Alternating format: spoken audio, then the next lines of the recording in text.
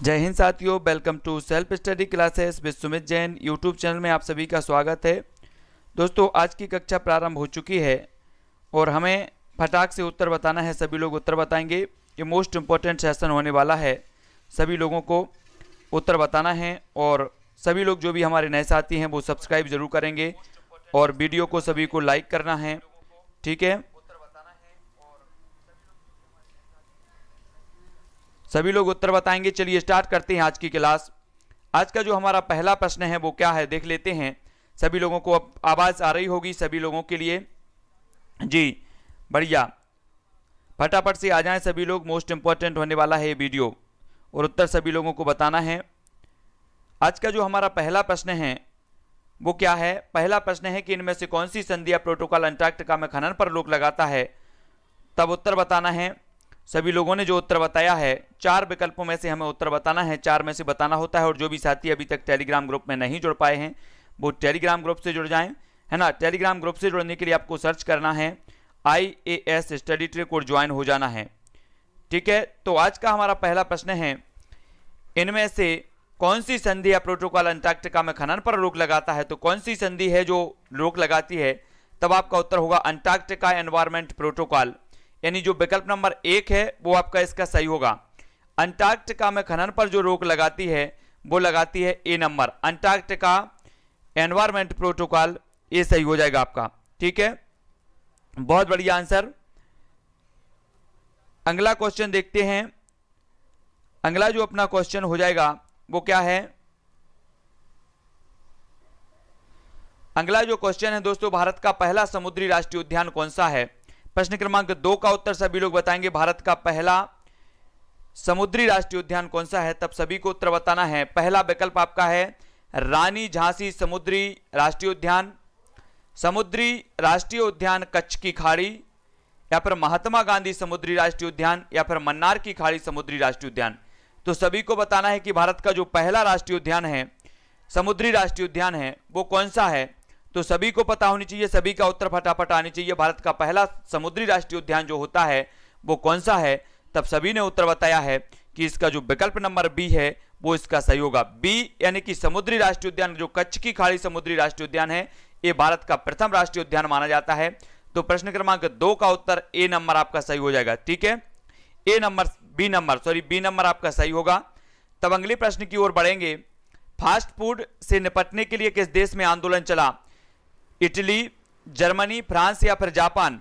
सभी लोगों का उत्तर आना चाहिए। प्रश्न क्रमांक 3 का उत्तर बताना है। फास्ट फूड से निपटने के लिए किस देश में आंदोलन चला था। तो सभी लोग बताएं फटाक से। 4 विकल्प हैं अपने पास, इटली में, जर्मनी में, फ्रांस में या फिर जापान में। सभी लोग उत्तर बताएंगे। उत्तर क्या हो जाएगा। फास्ट फूड से निपटने के लिए किस देश में आंदोलन चला। तब आप सभी ने जो उत्तर बताया है, अधिकांश लोगों ने उत्तर बताया है कि आंदोलन चला था इटली, यानी कि विकल्प नंबर जो ए है वो आपका सही होगा। ए नंबर आपका बिल्कुल सही हो जाएगा। आदित्य लोधी जी, है ना, ए नंबर सही है। अगला क्वेश्चन देख लेते हैं। ओजोन परत के क्षरण में क्लोरोफ्लोरोकार्बन का मुख्य स्रोत क्या है। क्लोरोफ्लोरोकार्बन का हमें मुख्य स्रोत बताना पड़ता है। तो कौन सा है। वृक्ष है, रेफ्रिजरेटर, दूषित जल या केरोसिन। तो ओजोन परत के बारे में सभी को पता है कि ओजोन परत जो है समताप मंडल में पाई जाती है। कौन से मंडल में। समताप मंडल में पाई जाती है। और ओजोन दिवस हम 16 सितंबर को मनाते हैं, ये चीज भी सभी को पता है। और ओजोन परत के लिए जो क्लोरोफ्लोरोकार्बन का मुख्य स्रोत माना जाता है वो क्या माना जाता है। तब सभी का उत्तर आया है बी, यानी कि रेफ्रिजरेटर। तो बी नंबर बिल्कुल सभी का बिल्कुल सही है। अगला क्वेश्चन है, निम्नलिखित पदार्थों में से यदि सबकी समान मात्रा जलाई जाए तो सर्वाधिक कार्बन डाइऑक्साइड का उत्सर्जन कौन सा पदार्थ करेगा। हमें बताना है उत्सर्जन कौन सा पदार्थ करेगा। केरोसिन, प्राकृतिक गैस, गैसोलीन या फिर प्रोपीन। अगर समान मात्रा में इन सभी की जो है मात्रा जलाई जाए तो सर्वाधिक कार्बन डाइऑक्साइड का उत्सर्जन जो करेगा वो कौन सा पदार्थ करेगा। तब प्रश्न क्रमांक 5 का उत्तर सभी को बताना है। और सभी लोग जो उत्तर बता रहे हैं वो क्या बता रहे हैं। बहुत बढ़िया, केरोसिन इसका सही हो जाएगा। केरोसिन जो है सर्वाधिक कार्बन डाइऑक्साइड उत्सर्जन करेगा। तो विकल्प नंबर जो ए है वो आपका बिल्कुल सही हो जाएगा, जो अधिकांश लोगों ने बिल्कुल सही बताया है। तब अगला क्वेश्चन देखेंगे दोस्तों, राष्ट्रीय हरित कोर का उद्देश्य क्या है। राष्ट्रीय हरित कोर का क्या उद्देश्य है। युवाओं को पर्यावरण और पारिस्थितिकी के बारे में बताना, पर्यावरणीय कानून बनाना, पर्यावरण संरक्षण या फिर सभी। तो राष्ट्रीय हरित कोर का उद्देश्य बताना है। उद्देश्य क्या है? प्रश्न क्रमांक 6 का उत्तर सभी लोग बताएंगे क्या हो जाएगा, फटाक से बताएंगे। राष्ट्रीय हरित कोर का जो उद्देश्य होता है वो क्या होता है, जल्दी से बताओ। तब सभी लोगों ने जो उत्तर बताया है वो क्या बताया है? अधिकांश लोग डी की तरफ जा रहे हैं, लेकिन इसका उत्तर है युवाओं को पर्यावरण और पारिस्थितिकी के बारे में बताना। ये राष्ट्रीय हरित कोर का प्रमुख उद्देश्य माना जाता है। तो प्रश्न क्रमांक 6 का अपना उत्तर हो जाएगा ए नंबर। ए नंबर आपका सही होगा। ठीक है, याद रख लेना, युवाओं को पर्यावरण और पारिस्थितिकी के बारे में बताना ये राष्ट्रीय हरित कोर का प्रमुख उद्देश्य माना जाता है। तब अगला क्वेश्चन है, माधव गाडगिल पैनल ने किस क्षेत्र को पारिस्थितिक रूप से महत्वपूर्ण क्षेत्र घोषित करने का सुझाव दिया है? तो आपको बताना है माधव गाडगिल पैनल ने किस क्षेत्र को पारिस्थितिक रूप से महत्वपूर्ण क्षेत्र घोषित करने का सुझाव दिया है। तो बताना है पश्चिमी घाट को, पूर्वी घाट को, हिमालय क्षेत्र को या गंगा जमुना के मैदान को। तो प्रश्न क्रमांक 7 का उत्तर सभी लोग बताएंगे और 7 का जो उत्तर हो जाएगा वो क्या होगा, जल्दी से सभी लोग उत्तर बताएंगे। तब आपका जो अधिकांश लोग उत्तर बता रहे हैं सभी लोगों ने बताया, बहुत बढ़िया आंसर, यानी कि जो विकल्प नंबर ए है पश्चिमी घाट, पश्चिमी घाट ए नंबर बिल्कुल सही हो जाएगा, है ना। जैव विविधता का हॉट स्पॉट माना जाता है पश्चिमी घाट, सभी को पता है ना। चेंचू जनजाति किस क्षेत्र में वन्य जीव की सुरक्षा से संबंधित है? नागार्जुन श्रीशैलम आंध्र प्रदेश, सिमलीपाल उड़ीसा, पलामू झारखंड या इनमें से कोई नहीं। तो बताना है कहां पर चेंचू जनजाति जो है वन्य जीव की सुरक्षा से संबंधित है। तब प्रश्न क्रमांक 8 का उत्तर सभी लोग बताएंगे। 8 का उत्तर क्या हो जाएगा? तब अधिकांश लोगों ने बताया है, क्या बताया है? बहुत सारे लोग ए बता रहे हैं, कुछ लोग सी की तरफ जा रहे हैं। उत्तर हो जाएगा ए, नागार्जुन श्रीशैलम जो कि आंध्र प्रदेश में है। ये चेंचू जनजाति के लिए संरक्षित क्षेत्र माना जाता है, सुरक्षात्मक क्षेत्र माना जाता है। तब आपको विकल्प नंबर जो ए है वो आपका बिल्कुल सही हो जाएगा। नेक्स्ट प्रश्न है, पर्यावरण लेखांकन क्या है? पर्यावरण लेखांकन क्या है आपको बताना है। यह पर्यावरण प्राकृतिक संसाधनों की खपत को मापने के लिए एक विधि है। यह देश के हरित क्षेत्रों का सांख्यिकीय विश्लेषण करने का एक तरीका है। उपरोक्त दोनों या कोई नहीं। तो प्रश्न क्रमांक 9 का उत्तर सभी लोग बताएंगे कि पर्यावरण लेखांकन क्या होता है। सभी का आंसर आएगा और सभी का फटाफट आंसर आने चाहिए। और आप सभी ने जो उत्तर बताया है कि जो पर्यावरण लेखांकन है इसका उत्तर हो जाएगा यह पर्यावरण प्राकृतिक संसाधन की खपत को मापने की एक विधि है, यानी विकल्प नंबर जो 1 है वो इसका सही हो जाएगा। ए नंबर आपका सही होगा। पर्यावरण लेखांकन यह प्राकृतिक संसाधनों की खपत को मापने की एक विधि मानी जाती है। तो ए नंबर आपका बिल्कुल सही होगा। तब अगला क्वेश्चन की ओर बढ़ते हैं, बिली अर्जन सिंह का नाम किस राष्ट्रीय उद्यान से संबंधित है? बिली अर्जन सिंह, जिम कॉर्बेट राष्ट्रीय उद्यान या फिर दुधवा राष्ट्रीय उद्यान, कांजीरंगा राष्ट्रीय उद्यान या मानस राष्ट्रीय उद्यान, सभी को बताना है बिली अर्जन सिंह का नाम किस राष्ट्रीय उद्यान से संबंधित है। तो प्रश्न क्रमांक 10 का उत्तर सभी लोग बताएंगे। जिम कॉर्बेट राष्ट्रीय उद्यान ये कहां पर है? उत्तराखंड में है। भारत का प्रथम राष्ट्रीय उद्यान है जिम कॉर्बेट राष्ट्रीय उद्यान। दुधवा राष्ट्रीय उद्यान ये कहां पर है? उत्तर प्रदेश में है, सभी को याद रख लेना है। और ये जो है असम में है। तब आपका बिली अर्जन सिंह का जो नाम है ये दुधवा राष्ट्रीय उद्यान से संबंधित है, यानी कि जो विकल्प नंबर बी है वो आपका सही होगा। और ये दुधवा राष्ट्रीय उद्यान कहां पर है? तो ये उत्तर प्रदेश में हमेशा पूछा जाता है दुधवा राष्ट्रीय उद्यान। अगला क्वेश्चन देखो, राष्ट्रीय हरित प्राधिकरण की मुख्य बेंच कहां पर है आपको बताना है। मुख्य जो ब्रांच है वो कहां पर है राष्ट्रीय हरित प्राधिकरण की? भोपाल में, कानपुर में, लखनऊ में या फिर इलाहाबाद में। तब 11 का उत्तर सभी को बताना है और 11 का उत्तर क्या हो जाएगा? राष्ट्रीय हरित प्राधिकरण की मुख्य बेंच कहां पर है? तो जल्दी से सभी लोग उत्तर बताएंगे और आपका जो उत्तर हो जाएगा वो क्या होगा? 11 का उत्तर बताना है। और 11 का जो अधिकांश लोग उत्तर बता रहे हैं वो बता रहे हैं क्या? ए, और कुछ लोग बी और कुछ लोग सी बता रहे हैं। तो हम भी जनता जनार्दन के साथ चलते हैं, भोपाल इसका सही होगा, है ना। वन प्रबंधन अनुसंधान संस्थान भी भोपाल में है और राष्ट्रीय हरित प्राधिकरण की मुख्य बेंच भी कहां पर है? भोपाल में है। याद रख लेना विकल्प नंबर ए आपका बिल्कुल सही होगा। तब नेक्स्ट प्रश्न की ओर बढ़ते हैं, निम्नलिखित में जैविक उर्वरक कौन सा है? राइजोबियम, एजोटोबैक्टर, सहजीवी संबंध या उपरोक्त सभी। तो जैविक उर्वरक आपको बताना है कौन सा है जैविक उर्वरक। प्रश्न क्रमांक 12 का उत्तर सभी लोग बताएंगे जैविक उर्वरक कौन सा है।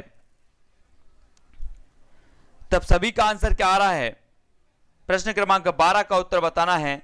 और जो 12 का आपका उत्तर आ रहा है अधिकांश लोग बता रहे हैं उपरोक्त सभी। बहुत बढ़िया, जैविक उर्वरक में राइजोबियम, एजोटोबैक्टर और सहजीवी संबंध ये सभी आएंगे, यानी विकल्प नंबर जो डी है वो आपका बिल्कुल सही हो जाएगा।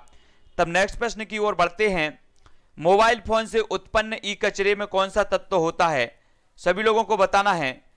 कॉपर, जिंक, आयरन या फिर लेड। और आपको पता होगा ई कचरा क्लिनिक खोला गया अपने भोपाल में, ई कचरा क्लिनिक खोला गया है ना। और ई कचरा क्लिनिक में यहां पर ई कचरे की बात आई है, तो ई कचरे में कौन सा तत्व होता है, तब हमें 4 विकल्प में से एक का उत्तर सभी को बताना होता है। कॉपर होता है, जिंक होता है, आयरन या फिर लेड होता है। तब सभी लोग उत्तर बताएंगे और आपका जो उत्तर हो जाएगा कि ई कचरा में जो होता है वो होता है कॉपर, यानी कि विकल्प नंबर जो ए है वो आपका सही होगा। ए नंबर सही हो जाएगा। ई कचरे में होता है कॉपर, विकल्प नंबर ए। और ई कचरा क्लिनिक भोपाल में खोला गया है, ये चीज भी आपको याद रखनी है, ठीक है। ई कचरा कैफे खोला गया अंबिकापुर छत्तीसगढ़ में, ये चीज भी याद रख लेना है। ई कचरा कैफे और ई कचरा क्लिनिक खोला गया भोपाल में, और ई कचरा में होता है तो कॉपर होता है। तब अगला क्वेश्चन है, पर्यावरण संरक्षण आंदोलन में सहायक पुस्तक साइलेंट स्प्रिंग, साइलेंट स्प्रिंग के लेखक कौन है, बताना है। पट हुतचिंगस, रसेल कॉर्सन, अमृता देवी या इनमें से कोई नहीं। तो साइलेंट स्प्रिंग बताना है। और साइलेंट की बात आई है तो साइलेंट वैली या फिर शांत क्षेत्र जो है वो आपका कहां पर है, केरल में। और केरल में जैव विविधता के लिए जाना जाता है साइलेंट वैली। और साइलेंट स्प्रिंग जो पुस्तक है इसके जो लेखक माने जाएंगे वो कौन माने जाएंगे, तब अधिकांश लोगों ने उत्तर बताया रसेल कॉर्सन, यानी विकल्प नंबर जो बी है वो आपका सही हो जाएगा। साइलेंट स्प्रिंग पुस्तक के लेखक हैं रसेल कॉर्सन, बी नंबर आपका बिल्कुल सही होगा। नेक्स्ट बात करेंगे, निम्नलिखित में से कौन सा ग्रह या फिर पिंड उल्टा हरित ग्रह प्रभाव प्रदर्शित करता है। आपको बताना है कौन सा ग्रह या फिर पिंड उल्टा हरित ग्रह प्रभाव प्रदर्शित करता है, मंगल, शुक्र, बृहस्पति या फिर टाइटन। उत्तर बताना है प्रश्न क्रमांक 15 का, सभी लोग उत्तर बताएंगे। इसकी जब पीडीएफ बनाते हैं ना तो कुछ इस प्रकार से मिस्टेक हो जाती है शब्दों की। तो इनमें से कौन सा ग्रह पिंड उल्टा हरित ग्रह प्रभाव प्रदर्शित करता है, तो 15 का उत्तर जो हो जाएगा आपका वो क्या हो जाएगा, सभी लोगों ने बिल्कुल सही उत्तर बताया है कि टाइटन। टाइटन जो है ऐसा पिंड है जो हरित ग्रह प्रभाव प्रदर्शित करता है, तो डी नंबर आपका सही होगा, डी नंबर, ठीक है, याद रख लेना है। और ये जो बृहस्पति सबसे बड़ा ग्रह है, मंगल को क्या कहा जाता है, शुक्र ग्रह कहा, ये मंगल को लाल ग्रह कहा जाता है, ये चीज भी याद रखनी है। और शुक्र को पृथ्वी की जोड़वा बहन भी कहा जाता है, सभी को याद रख लेना है। किस खाद्य श्रृंखला में संख्याओं का पिरामिड उल्टा होता है, संख्याओं का पिरामिड आपको बताना है। प्रश्न क्रमांक 16 का उत्तर सभी लोग बताएंगे। किस खाद्य श्रृंखला में संख्याओं का पिरामिड उल्टा होता है, ग्रासलैंड खाद्य श्रृंखला, तालाबी खाद्य श्रृंखला, परजीवी खाद्य श्रृंखला या इनमें से कोई नहीं। तब प्रश्न क्रमांक 16 का उत्तर क्या हो जाएगा, जल्दी से बताओ। किस खाद्य श्रृंखला में संख्याओं का पिरामिड उल्टा होता है, तब सभी लोगों को बताना है। तो सभी लोगों का उत्तर आया है परजीवी, परजीवी खाद्य श्रृंखला में जो पिरामिड होता है वो उल्टा होता है, यानी विकल्प नंबर जो सी है वो इसका सही हो जाएगा, सी नंबर। एक क्वेश्चन यहां से पूछा जाता है खाद्य श्रृंखला में कि कौन सा मानव निर्मित जो है पारिस्थितिक तंत्र माना जाता है, कौन सा प्राकृतिक माना जाता है। तो मानव निर्मित में हमने पढ़ा था कि धान का खेत जो है मानव निर्मित पारिस्थितिक तंत्र माना जाएगा, और जो तालाब है ये तालाब माना जाएगा प्राकृतिक, ठीक है। तो याद रख लेना सभी को। अगला क्वेश्चन है, राष्ट्रीय जैव विविधता प्राधिकरण कहां है, हैदराबाद, चेन्नई, मुंबई या फिर कोलकाता। राष्ट्रीय जैव विविधता प्राधिकरण कहां है, बहुत बढ़िया। प्रश्न क्रमांक 17 का उत्तर हमें बताना है। प्रश्न क्रमांक 17 का जो आपका आंसर हो जाएगा वो क्या होगा, 4 विकल्प हैं और 4 में आपका उत्तर हो जाएगा दोस्तों, ये जो राष्ट्रीय जैव विविधता प्राधिकरण है ये चेन्नई में है, यानी विकल्प नंबर आपका बी जो है वो बिल्कुल सही हो जाएगा। जो अधिकांश लोगों ने बिल्कुल सही बताया, राष्ट्रीय जैव विविधता प्राधिकरण है चेन्नई, विकल्प नंबर बी। अगला क्वेश्चन देखो, नागोया प्रोटोकॉल किससे संबंधित है? 18 का उत्तर बताना है। अंतरराष्ट्रीय जैव विविधता से, ओजोन संरक्षण से या पर्यावरण प्रदूषण से? सभी लोग बताएंगे। प्रश्न क्रमांक 18 का उत्तर बताना है और 18 का जो आंसर अधिकांश लोगों ने बताया है, क्या बताया है? नागोया प्रोटोकॉल किससे संबंधित है? तो सभी लोगों को आंसर बताना है और इसका जो सही आंसर हो जाएगा वो क्या होगा? ए है ओजोन परत, ओजोन संरक्षण, यानी कि जो विकल्प नंबर सी है वो सही हो जाएगा। नागोया प्रोटोकॉल ओजोन संरक्षण से संबंधित है और ओजोन के बारे में सभी लोगों को पता है। सी नंबर इसका सही हो जाएगा। सी नंबर याद रख लेना, सी नंबर सही है। अगला क्वेश्चन है, नारायण सरोवर अभ्यारण्य किस प्रदेश में है? नारायण सरोवर जो है अभ्यारण्य आपको बताना है किस प्रदेश में है? मध्य प्रदेश, महाराष्ट्र, उत्तर प्रदेश या फिर गुजरात में? तो कहां पर है नारायण सरोवर? जल्दी से सभी लोग कमेंट में बताएंगे नारायण सरोवर अभ्यारण्य किस प्रदेश में है। फटाफट से बताना है। 19 का उत्तर तब अधिकांश लोगों ने उत्तर बताया है। कुछ लोग बी बता रहे हैं, कुछ लोग ए बता रहे हैं और इसका उत्तर होगा गुजरात, यानी कि विकल्प नंबर डी जो है वो सही हो जाएगा। नारायण सरोवर अभ्यारण्य गुजरात में है और गुजरात में एक गिर राष्ट्रीय उद्यान है। गिर राष्ट्रीय उद्यान जहां के एशिया के बब्बर शेर रहते हैं, तो गिर राष्ट्रीय उद्यान भी गुजरात में है। ये चीज भी आपको याद रखनी है। तब नारायण सरोवर अभ्यारण्य किसके लिए प्रसिद्ध है आपको बताना है? बाघ, हाथी, चिकारा या फिर चीतल? 20 का उत्तर सभी लोग बताएंगे नारायण सरोवर अभ्यारण्य किसके लिए प्रसिद्ध है। तब सभी लोगों ने उत्तर क्या बताया है? 4 विकल्प में से एक उत्तर बताना है और एक जो उत्तर हो जाएगा वो क्या हो जाएगा? नारायण सरोवर अभ्यारण्य ये जाना जाता है चिकारा के लिए। चिकारा यानी विकल्प नंबर जो सी है। जैसे हम पढ़ते हैं कि कान्हा किसली राष्ट्रीय उद्यान ये मध्य प्रदेश के मंडला में है और यहाँ का जो प्रजाति है जाना जाता है तो ब्रेडरी प्रजाति के 12 सिंगा के लिए जाना जाता है ना? ऐसे पढ़ते ना। उसी प्रकार जो नारायण सरोवर है चिकारा के लिए जाना जाता है। सी नंबर आपका बिल्कुल सही होगा। ठीक है। अगला क्वेश्चन देखो, फिश मील का व्यापक प्रयोग किसके लिए किया जाता है? सभी लोग बताएंगे। फिश मील का व्यापक प्रयोग किसके लिए किया जाता है? जैविक खाद के लिए, रासायनिक खाद के लिए, विटामिन या दवाई के लिए? तो फिश मील का व्यापक प्रयोग बताना है। ये किसके लिए जाना जाता है? 21 का उत्तर सभी लोग बताएंगे। उत्तर क्या हो जाएगा? और दोपहर में 2:30 बजे आपकी हिंदी की पेडागोजी चल रही है, तो जो भी हिंदी पेडागोजी पढ़ना चाहते हैं वो हिंदी की पेडागोजी पढ़ सकते हैं। तब 21 का उत्तर होगा जैविक खाद, यानी विकल्प नंबर जो ए है वो आपका सही होगा। फिश मील का व्यापक प्रयोग किसके लिए किया जाता है? तो जैविक खाद के लिए किया जाता है। ए नंबर का इसका सही होगा। ठीक है। अगला क्वेश्चन देख लेते हैं, व्यापक रूप से भारत में प्रयोग किया जाने वाला पहला शाकनाशी है तो कौन सा है? शाकनाशी मतलब जो खरपतवार नाशी होता है ना, वो कौन सा है? शाकनाशी 2,4-D, TCDD, लिमोनिन या फिर विनेगर? तो व्यापक रूप से प्रयोग किया जाता है। सभी लोग जानते हैं ना, सोयाबीन में डाला जाता है। बोले हम 2,4-D डाल रहे हैं, 2,4-D। तो विकल्प नंबर ए जो भी गांव क्षेत्र में है उनको पता है 2,4-D ये व्यापक रूप में भारत में प्रयोग किया जाने वाला पहला शाकनाशी माना जाता है। तो ए नंबर आपका बिल्कुल सही होगा। अगला क्वेश्चन देखेंगे, ज्ञान भारती रिजर्व किस प्रदेश में है? उत्तर प्रदेश, कर्नाटक, महाराष्ट्र या फिर गुजरात? ज्ञान भारती रिजर्व बताना है। 23 का उत्तर बताएंगे सभी लोग। ग्रह संबंधी वीडियो भी, बिल्कुल ग्रह संबंधी वीडियो भी आपके लाएंगे। ज्ञान भारती रिजर्व किस प्रदेश में है? तब आप सभी का जो उत्तर हो जाएगा 23 का सभी लोगों ने जो बताया है वो बताया है गुजरात। ज्ञान भारती ये गुजरात में है। डी नंबर आपका सही होगा, डी नंबर। ठीक है, सभी को याद रख लेना है। अगला क्वेश्चन है, बंगाली देसी किसकी हाइब्रिड वैरायटी है? बंगाली देसी रुई की, शीशम, जूट या फिर चना की? 24 का उत्तर बताना है। 2:30 बजे क्लास होती है हिंदी शिक्षा शास्त्र की, दोपहर में 2:30 पर होती है। और बंगाली देसी किसकी हाइब्रिड वैरायटी है? तब 24 का उत्तर हो जाएगा रुई की, यानी विकल्प नंबर जो ए है वो आपका सही हो जाएगा। रुई की ये वैरायटी मानी जाती है हाइब्रिड वैरायटी। ए नंबर सही है। अगला क्वेश्चन देखते हैं, पारिस्थितिकी स्थायी अर्थव्यवस्था है ये किस आंदोलन का स्लोगन था? जल्दी बताओ। पारिस्थितिकी स्थायी अर्थव्यवस्था है ये किस आंदोलन का स्लोगन था? चिपको, नर्मदा बचाओ, अपिक्को या इनमें से कोई नहीं? तो जल्दी से बताना है। ये चिपको से संबंधित थे सुंदरलाल बहुगुणा, मेधा पाटकर नर्मदा बचाओ से संबंधित थी। और पारिस्थितिकी स्थायी अर्थव्यवस्था किस आंदोलन का स्लोगन था? तब सभी लोगों ने उत्तर बताया है चिपको आंदोलन। विकल्प नंबर ए चिपको आंदोलन से संबंधित था। बहुत बढ़िया आंसर, सभी का आंसर बिल्कुल सही आया है। प्रोजेक्ट एलिफेंट के तहत कितने एलिफेंट रिजर्व बनाने की घोषणा हुई थी? जल्दी बताना है। प्रोजेक्ट एलिफेंट के तहत कितने एलिफेंट रिजर्व बनाने की घोषणा हुई? 20, 22, 24 या 26? 26 का आंसर सभी को बताना है। कितने एलिफेंट रिजर्व बनाने की घोषणा हुई? तब 26 का अधिकांश लोगों ने जो उत्तर बताया है कि इसका सही उत्तर जो हो जाएगा वो क्या हो जाएगा? 24।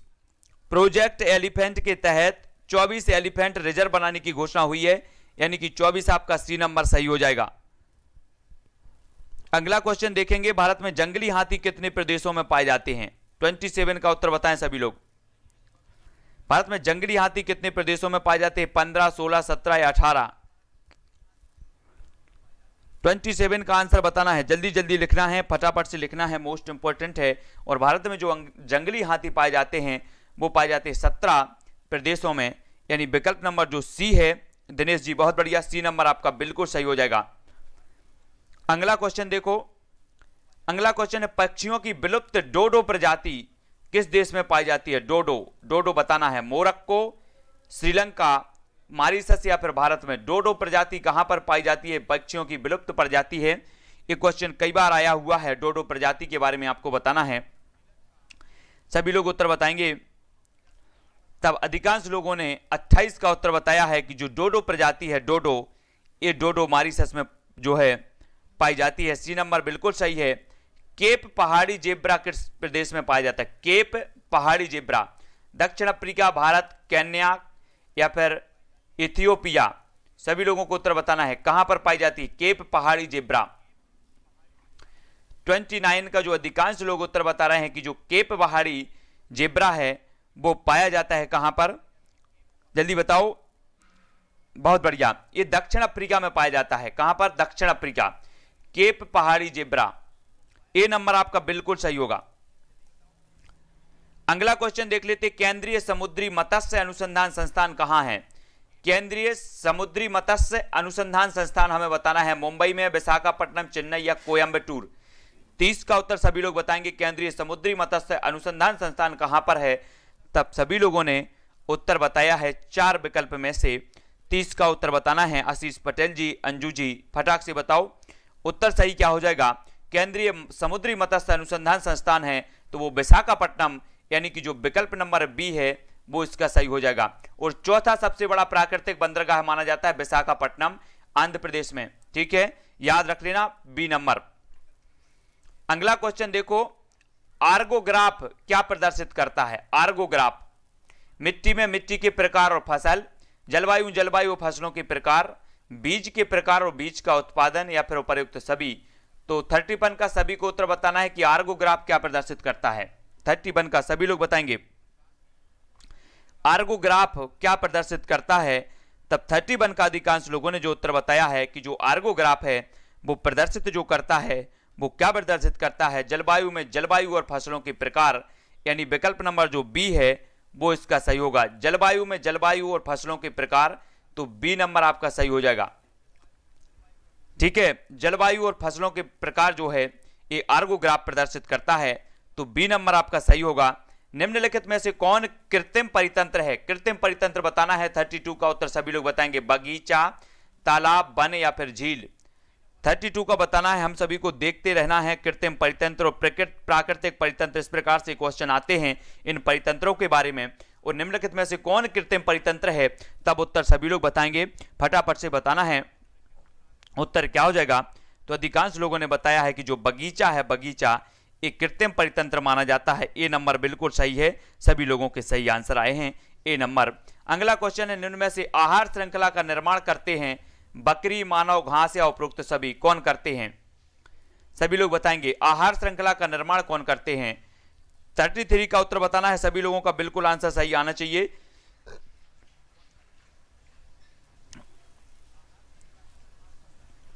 बहुत बढ़िया आंसर। आहार श्रृंखला का निर्माण करते हैं उपरोक्त सभी, आपका डी नंबर बिल्कुल सही हो जाएगा, है ना। बकरी, मानव, घास ये सभी करते हैं। जैव घटक और अजैविक घटक किससे संबंधित हैं? पर्यावरण, पारिस्थितिकी, अम्लीय वर्षा या अवांछित तत्व से। तो जैव घटक और अजैव घटक ये किससे संबंधित हैं? प्रश्न क्रमांक 34 का उत्तर सभी लोग बताएंगे और 34 का जो आपका उत्तर हो जाएगा वो क्या होगा? जैविक घटक और अजैविक घटक संबंधित हैं तो किससे संबंधित हैं? 34 का सभी लोगों को फटाफट से आंसर बताना है और आपका जो आंसर हो जाएगा कि जैविक घटक और अजैविक घटक जो संबंधित हैं वो पर्यावरण से, हम बोलते ना कि पर्यावरण जो है जैविक घटकों और अजैविक घटकों से मिलकर बना है, तो जैव घटक और अजैव घटक पर्यावरण से संबंधित हैं। विकल्प नंबर ए जो है वो आपका बिल्कुल सही होगा। ठीक है, अगला क्वेश्चन देख लेते हैं। खाए हुए भोजन का कितना प्रतिशत जैव मात्रा में बदलता है? जल्दी से बताओ, खाए हुए भोजन का कितना प्रतिशत जैव मात्रा में बदलता है? 5, 15, 10 या फिर 20? 35 का उत्तर सभी लोग बताएंगे। जैसे मान के चलो कि एक उत्पादक है, जो वृक्ष हैं, वृक्ष क्या माने जाते हैं? उत्पादक माने जाते हैं, है ना। ये जो भी भोजन बनाते हैं, है ना, तो इनसे उत्पादक को जो ग्रहण करते हैं वो उपभोक्ता करते हैं, और उपभोक्ता करते हैं तो इनकी जो मात्रा है वो कितनी मात्रा जो है ऊर्जा के रूप में स्थानांतरित होती है? तो वो होती है 10%, यानी कि विकल्प नंबर जो सी है वो आपका बिल्कुल सही हो जाएगा। सभी लोगों को समझ लेना है, ऊर्जा का जो स्थानांतरित होता है वो 10% होता है, ये चीज समझनी है। सी नंबर। अगला क्वेश्चन है, मांसाहारियों को किस पोषी स्तर पर रखा जाता है? प्रथम, द्वितीय, तृतीय, अंतिम? 36 का सभी को उत्तर बताना। मांसाहारियों को किस पोषी स्तर पर रखा जाता है? तो आपका जो उत्तर होगा वो क्या होगा? तब अधिकांश लोगों ने 36 का उत्तर बताया है। क्या बताया है? मांसाहारियों को जो रखा जाता है वो रखा जाता है तृतीय, यानी विकल्प नंबर सी है वो इसका सही हो जाएगा। सी नंबर बिल्कुल सही बताया अधिकांश लोगों ने। अगला क्वेश्चन है, जिनमें प्रकाश संश्लेषण की क्षमता होती है उन्हें क्या कहते हैं? जिनमें प्रकाश संश्लेषण की क्षमता होती है उन्हें क्या कहा जाता है? उत्पादक, उत्प्रेरक, उपभोक्ता या फिर अपघटक? सभी को बताना है, सभी लोग उत्तर बताएंगे। जल्दी से बताओ। तब आपका उत्तर होगा दोस्तों उत्पादक। उत्पादक, वृक्षों में जो है प्रकाश संश्लेषण की क्रिया होती है तब इन्हें उत्पादक कहा जाता है। विकल्प नंबर ए आपका बिल्कुल सही होगा, है ना। जो भी साथी पूर्व में अभी बिल्कुल प्रश्न नहीं देख पाए हैं उन प्रश्नों को देखें। लगभग 63 वीडियो आपके पर्यावरण के जो बहुत ही महत्वपूर्ण हैं, वो 63 वीडियो की प्लेलिस्ट है चैनल पर। वो प्लेलिस्ट में 63 वीडियो सभी को देखना है। आपका एक एक क्वेश्चन जो बाकी रह गया हो वो बिल्कुल भी नहीं रहेगा, एक एक क्वेश्चन आपके रहेंगे। निम्नलिखित कथनों में से कौन सा कपास की फसल के बारे में सही है? तो कौन सा सही है? 4 विकल्प हैं, 38 का उत्तर बताना है। और ये लास्ट क्वेश्चन है, उसके बाद अपना 15 पर 7-15 पर अपनी वीडियो होगी। कौन सी? बाल विकास की। तो जल्दी से बताओ, निम्नलिखित कथनों में कौन सा कपास की फसल के बारे में सही है? तो उत्तर बताना है। 4 विकल्प हैं, जल्दी से बताओ। और जो भी साथी अभी तक प्लेलिस्ट में नहीं घूम पाए हैं, प्लेलिस्ट नहीं देखी हैं, वो सभी लोग प्लेलिस्ट पे देख लेना। टेलीग्राम पर मैं प्लेलिस्ट डालता हूं, टेलीग्राम से जुड़ जाना सभी लोग। तो उपरोक्त सभी इसका 38 का सही हो जाएगा।